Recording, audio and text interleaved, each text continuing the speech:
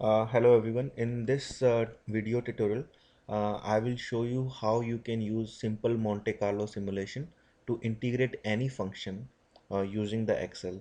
So I choose Excel because it is very visual and I can show you how the concept for Monte Carlo simulation progresses. Now you can always do the same simulations in other programming languages too, but I do prefer Excel for at least the tutorial purposes. So let me start.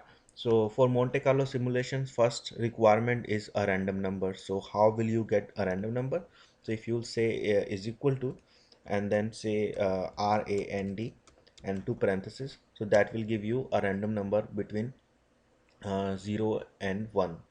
So you can always modify this if you want a random number between 1 and 10, 0 and 10, then you can multiply this random number with 10 and then you will get a random number between 0 and 10, right? So now suppose I define a range. So now let's say this is my range for, and this is the range for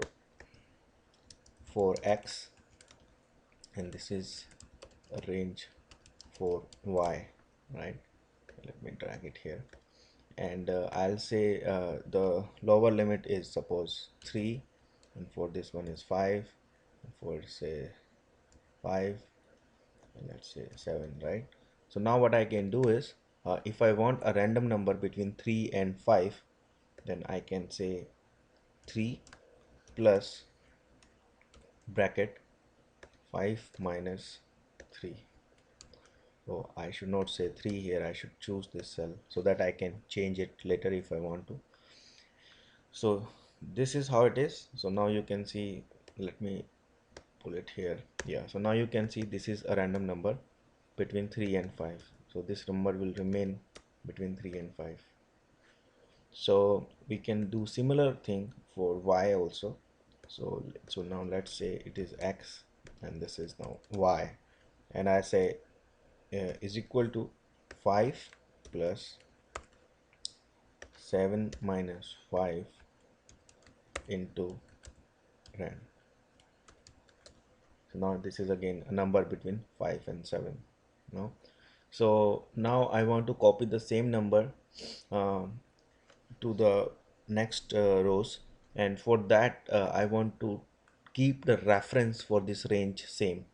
So what I'll do is I'll put a dollar sign here, a dollar sign here, and same way I put a dollar sign. So putting a dollar sign will fix the reference, and when we move the cell, or we drag the cell or copy the cell somewhere else, then the reference would remain same.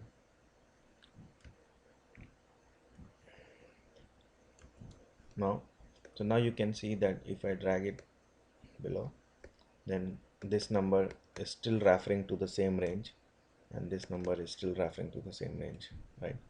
So let me uh, drag it down, and I'll try to generate around 5,000 points because that will give me a good statistics, but you can always choose it based on how much accurate numbers do you want, right? So these are the number of points. So now I'll also say I'll go up. Now you can see that I can change, let me change it from 0 to 5 and 0 to 7. So now these are all my numbers. So let me try to plot XY data and see how this data looks like, because that will better give us the idea of how this scattering is. So I'll choose this and say insert.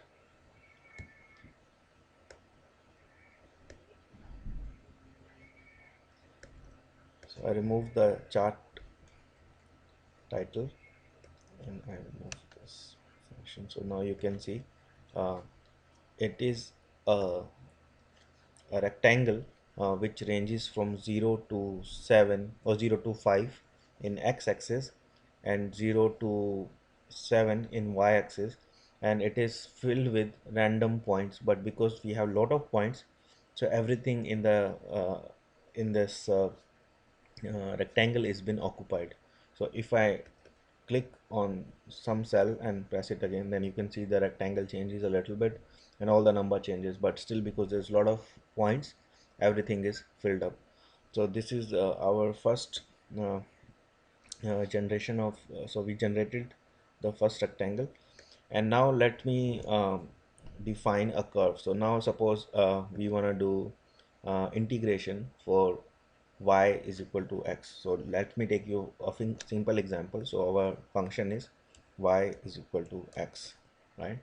So now what I'll do here is I'll say um, is equal to if y is less than x, then I will use x, otherwise I will just say 0, right? And I say enter. And same way here, if I say if y is less than x, then I choose uh, y, otherwise say 0, right? So it goes like this. So then I can just double click here, so everything is copied below. So now I can also simplify it. Instead of saying if y is less than x, I can also say if this number is equal to uh, 0, then say 0, otherwise this number. So that is a I did that because if later on I modify the equation, then I don't have to modify this number, this one. I can just modify this one. So now you can see that we have certain zeros and certain numbers. Whenever there is a 0, then y is greater than x. So you can see here that y is greater than x. But here y is less than x, so I see a number here. So now let me also do another calculation, that is number of total data points. So how many uh, number I have simulated here. So I'll say 1 1. So no, I'll say 1 and I'll say this is equal to 1, and then I'll just double click here, so I'll get the 1 everywhere. But here I'll say if this is equal to 0, then 0, otherwise 1.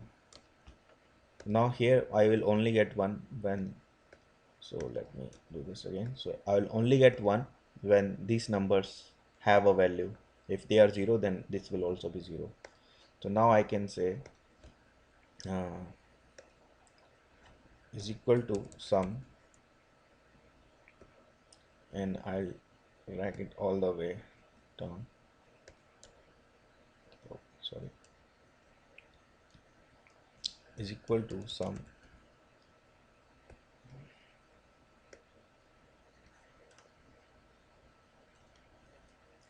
So these are total 5 3 2 4 points, but if I use the condition, then the sum will be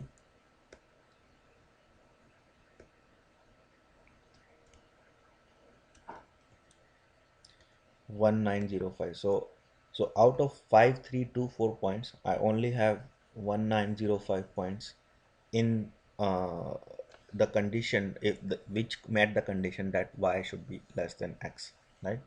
So let me also plot this scattered this random numbers for you, which have this condition that y should be less than x, and see how that looks like. So I'll do this, and then I say insert plot.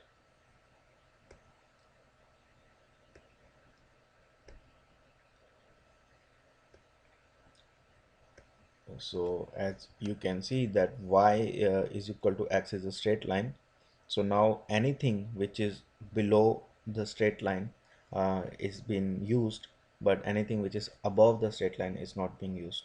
So this in a way is the area under the curve, which is what integration is all about, right?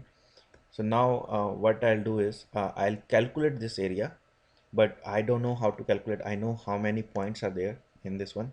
So first of all, I know the area for this uh, rectangle, and that area is equal to, so I'll say total area, that is equal to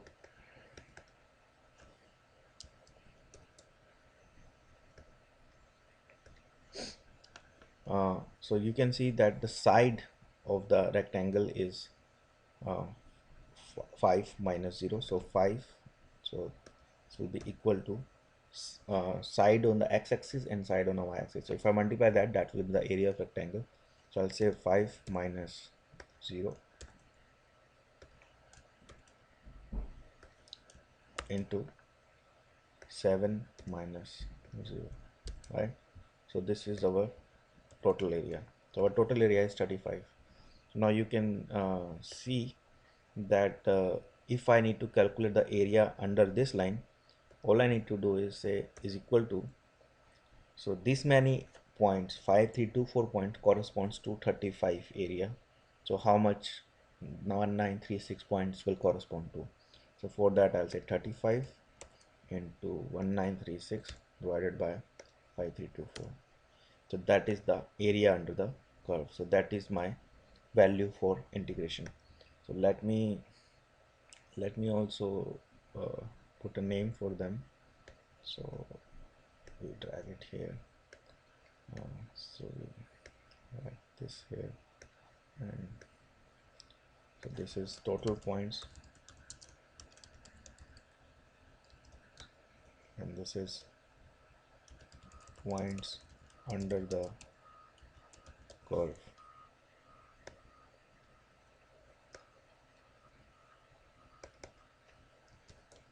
And this is our area under the curve, right? So now we have this um, system where we can modify the equation and we can calculate the area under the curve. But let me also do some more modifications.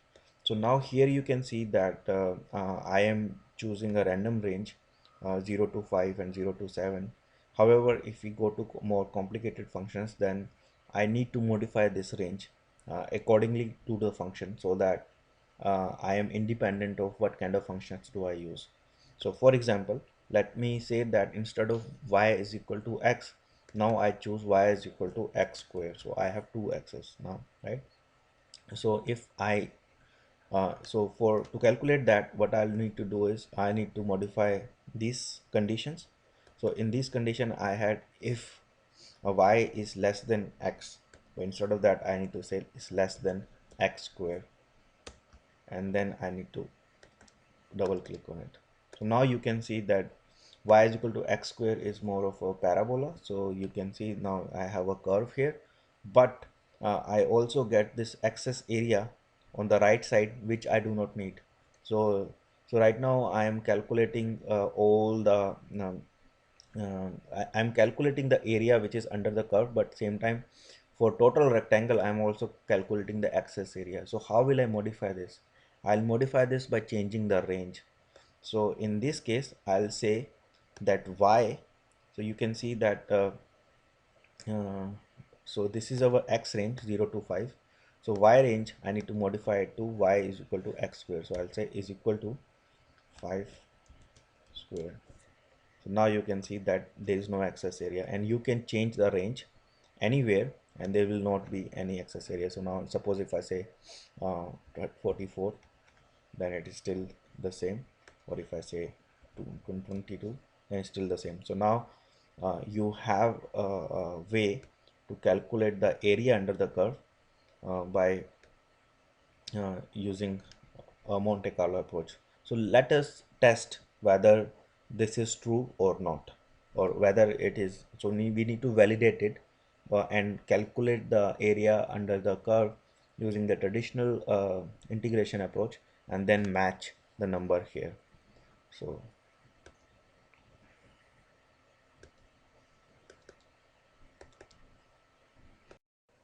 so to check this, so now we know that the function is y is equal to x square. So if we take integration of this number, so integration will be equal to x cube divided by 3, right? So put here, this here, x cube divided by 3. So this is your after integration, and this is your function, right? So because our range is from 0 to 22 in x, then 0 will make everything 0, but for 22 what I need to do is say 22 cube divided by 3. That is my answer. So 3549 is my answer, but Monte Carlo is giving me 3618.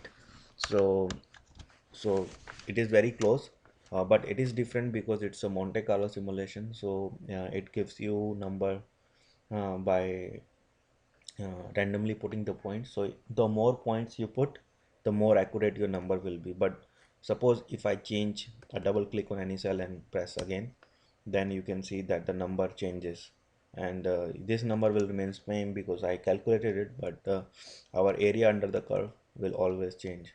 So but this is how you can do integration by Monte Carlo simulation. So let us try to get some more complicated function just to make sure that everything works well. So let me see if I can change the range from, instead of using 0, let us do it between some other function like 10 to 22. So I say 10 here.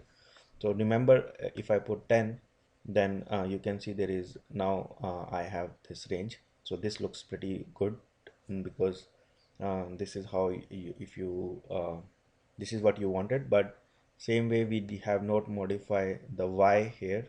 So to modify, to modify the y, we also have to say is equal to 10 square. So now I don't have this. Oh no, in this case we'll not modify the y. So you can see, so yeah, so this thing needs to be remembered. So if we modify the y also, we also cut this lower part, which we don't want to cut because we want area under the curve. So we will not modify the y here. So y will always remain 0. So now let's play around with it. So in this case, I need to also change this function. Let me do the calculation for integer which we did manually. So I'll say so this will be our range. So I'll say um, instead of 22, I'll give the reference of this x range, and then I'll put it in the bracket, and then I'll subtract the other x. So because now it is not 0 anymore, so when we integrate, we have to after we get the function, we have to put the upper value and the lower value. So I'll do this. So now this is our number, and now you can see that the numbers are again pretty close when you come look at uh, the manually calculated integration and the one with the Monte Carlo simulation. So now if I put it to any number, like suppose so now let me show you. So this is our curve. Yes, so let me show this. Yes, so now let's say we modify this to this number to 65.4, and this one is 55.32. Then you can see that we choose a small curve, and we are calculating the area under the curve. So manually it is 37176, but using the Monte Carlo simulation is 37464.